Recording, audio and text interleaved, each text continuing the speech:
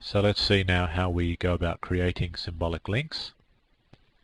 You recall that I said if I use the ln command with the -s option, then I can create a link, say from sample.html. What will I call the link? Well, I'll just call it symlink. How about I call it that?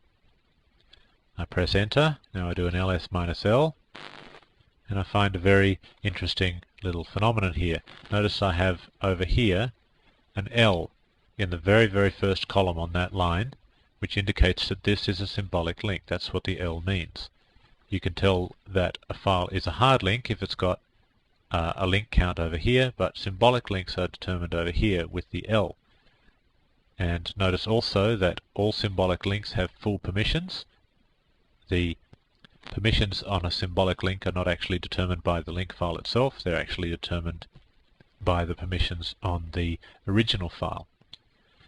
Other things that are interesting is the file size is only 11 bytes, and 11 is 1, 2, 3, 4, 5, 6, 7, 8, 9, 10, 11 bytes.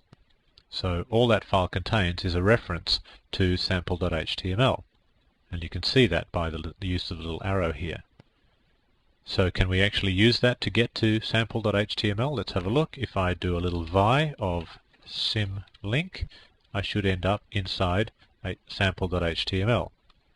And let's put a little marker here to make sure that we know that we've come to the right place. I'll just put a few X's at the beginning of the file, then I'll quit out, and then I'll vi sample.html, and I find those X's are there. So I did actually manage to modify sample.html.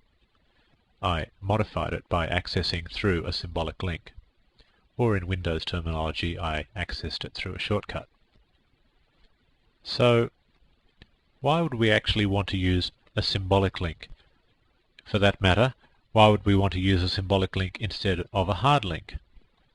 Well, let's consider that example I spoke of earlier, where the receptionist is keeping a master list of all the extension numbers in the company in a file in her directory. And her directory is perhaps /home/users/marge /files /lists/phone, or something like that. And for convenience, you've decided that you're going to create a link to that in your home directory. And you do. And you think to yourself, ha ha ha, aren't I very clever? I will now always have the latest version. I'm much smarter than all those people that just copied the file into their home directories. But what happens if good old Marge, the receptionist, has been preparing another version of that file? She's been working on it, she's got a whole bunch of improvements, modifications, etc. And she's been doing that in a separate file. She hasn't been touching the original because she didn't want to impact anybody's life.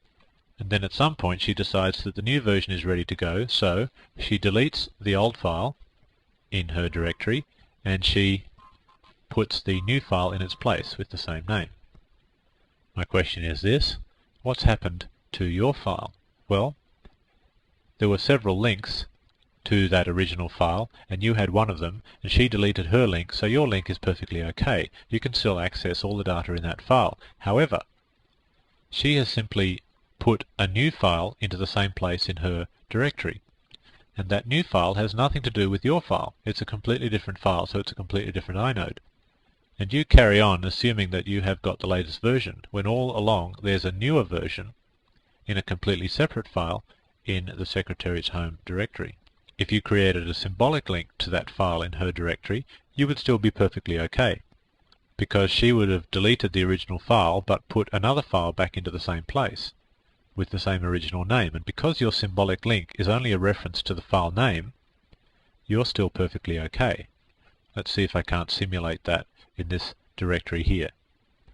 I'll just list the contents of this directory again. Now I've got a symbolic link, do an ls-l, I've got a symlink is the file that points to sample.html. So now I will remove sample.html, which is similar to if the secretary deleted her file, her original file, and maybe she then created another file called sample.html, and she created, this is the new version. and she put that in the same place with the original name.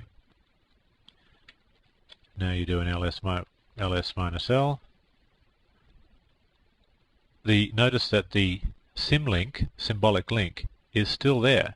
It hasn't been deleted because the original was deleted. The symbolic link still exists, and it's still pointing to a file called sample.html. So let's see what happens if I do a vi of symlink. Let's see if I actually end up inside the new version of the file. Aha, this is the new version. So if the secretary deleted her file and replaced it with another completely different version but used the same file name, you'd still be perfectly okay. So in this sort of scenario, it's actually better to use symbolic links. And symbolic links are actually very, very widely used in Unix, more so even than hard links.